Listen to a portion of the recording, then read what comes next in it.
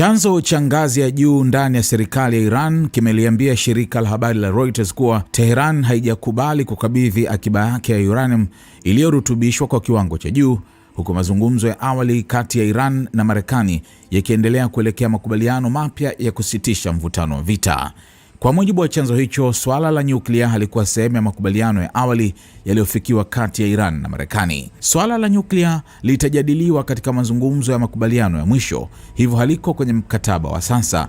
Hakuna makubaliano yoyote kuhusu kusafirisha nje ya nchi akiba ya uranium iliyorutubishwa kwa kiwango cha juu, chanzo hicho kilisema. Kauli hiyo imekuja baada ya maafisa wawili wa Marekani kuliambia gazeti la The New York Times kuwa Iran inaonekana kuwa tayari kuachana na uranium hiyo, ingawa maelezo kamili ya namna itakayofanyika bado yatajadiliwa kwenye mazungumzo yajayo baada ya kufikiwa kwa mkataba rasmi. Kwa mujibu wa ripoti ya Axios, rasimu ya makubaliano hayo inajumuisha ahadi ya Iran kutotengeneza silaha za nyuklia pamoja na kufanya mazungumzo kuhusu kusimamisha urutubishaji wa uranium na kuondoa akiba yake ya uranium yenye kiwango kikubwa cha urutubishaji. Wakati huo huo, shirika la habari la Iran Fars News Agency limeripoti kuwa rasimu hiyo pia inaeleza kuwa Marekani na washirika wake hawatoishambulia Iran au washirika wake, huku Iran nayo ikiahidi kutofanya mashambulizi awali dhidi ya Marekani au washirika wake. Kwa upande mwingine, Axios imesema MOU inayojadiliwa pia inalenga kumaliza rasmi mzozo kati ya Hezbollah na Israel.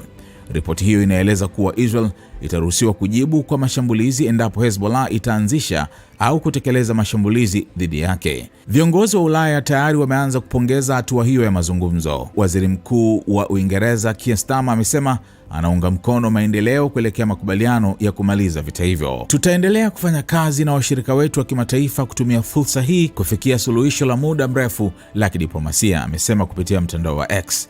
Naye rais wa Tume ya Ulaya Ursula von der Leyen amesema anakaribisha dalili za maendeleo katika mazungumzo hayo. Mapema rais wa Marekani Donald Trump alisema Washington na Iran tayari zimejadili kwa kiwango kikubwa MOU ya makubaliano hayo.